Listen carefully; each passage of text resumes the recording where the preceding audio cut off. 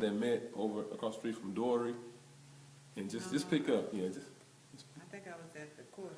at the courthouse. Okay, talk loud for me. Okay, how he could go down and, at the jailhouse. Yeah, Tremont was really, half of our members at that time, I don't know, he would go to the jail, but he would make them promise to come to church on Sunday. And they would come to church and they would stay. And they stayed here until they either died or whatever. But this is, and then we had so many children. Like I said, Tremont was raised up with kids. And back in the day, we would take our vacations, the families would take their vacations, and for the Grand Ole Eastern District Association,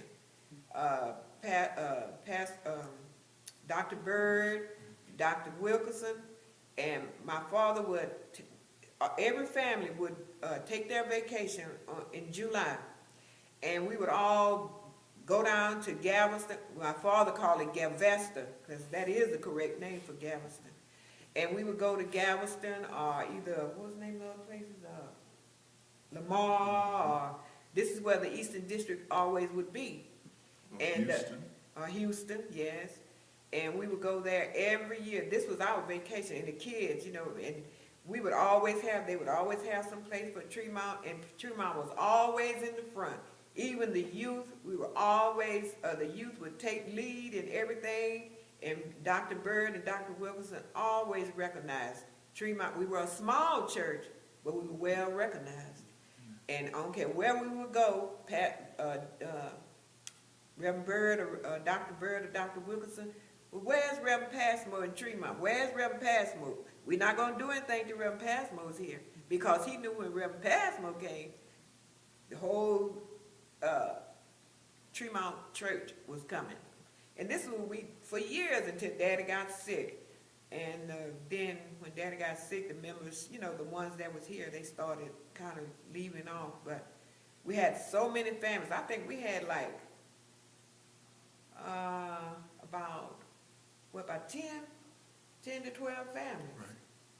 And we would just caravan every year for years. This went on for, how long? Ooh. At least 10 years, 10 years, I know. Years we would go to the Eastern District Association every year. So Tremont has always been well known as far as that was concerned, And we used to, in the youth, like I said, and the youth would really participate in everything they had. We would always win they would have the drill teams, they would have the Bible studies, and back then they had BYP youth, but now they call it Baptist training. yeah. And we just always been a blessed church. See, and when was on Dory Street, thank God for the expressway.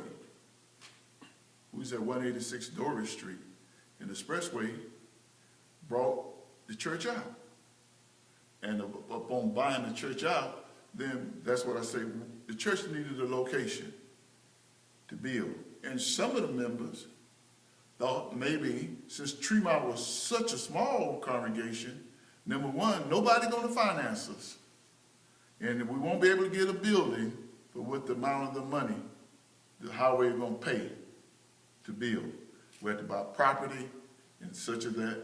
But some of the members wanted to take the money, divide what they had amongst us, and just disband the church.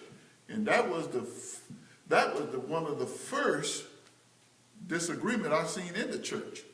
But Dad and Reverend Sam Holland and other preachers had a desire to continue the work that Dad wanted to go. Because my dad, I put him about 70. He was about 65 or 70. He was an old man. And so they took the money, and they put it in the bank. And like I said earlier, we got Santec Lumber Company. And through upon this is the issue. Dad went to the bank.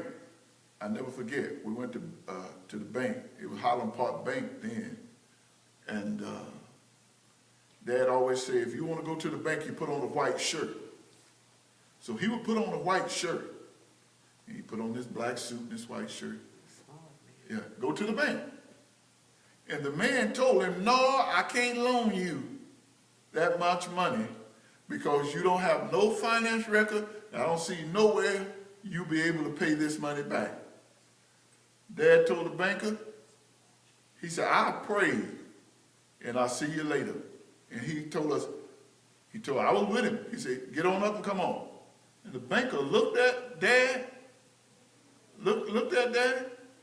He said, have a seat, Reverend. And he went back out and come back. He says, we'll finance the church, whatever amount you need. Dad told him, since you told me no, I'm going to go on what you say. No. And we got up and walked out the bank. The brothers, they said, Passmo, the man was going to give you the money. He was going to build a church for you. He said, no, but he told me no. And I told him I prayed about it. And when we talked to Santec Lumber Company, the first thing the man told us, I'll finance the building for you. Just tell me what you want to do. And so we originally, the church was planning to be on Euclid in Pecan, it was Artesia. But it was, like I told you, Satan have always rise up every time you're going to do something good. But the vision was planted in their heart and sight so strongly until, you can edit this out, injunction was on that property.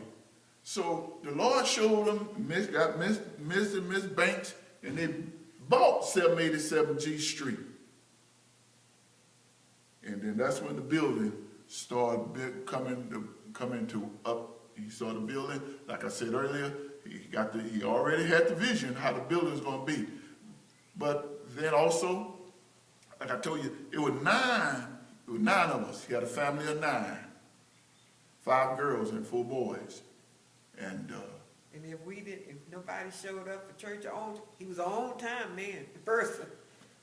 He says church started at 7 o'clock. 7 o'clock is when he would start. If nobody was there, I played the piano. He was a deacon. Other sisters and brothers in the choir until everybody showed up. And this is the way it was just timely. Yeah, and as the Lord added to the church, he had the same people who have that same love for the church. And families would come together. And they would come and like you say, some stayed till they died. But it's so much, I can say so much we could talk about in the life of Dad. Dad loved to preach and sing. Ooh. Amen. He would love to preach and sing, and he would when he go to the hospital at night, I'll never forget, Dad had asthma, and this what took him out. Emphysema led to asthma. And when we go to the hospital on Saturdays, he would say, Sarge, if you don't preach tomorrow, I won't see you Sunday night. Dad look at the doctor. He says, doctor said, I don't want you doctoring no more till I come back. The doctor told him, well, this is my living.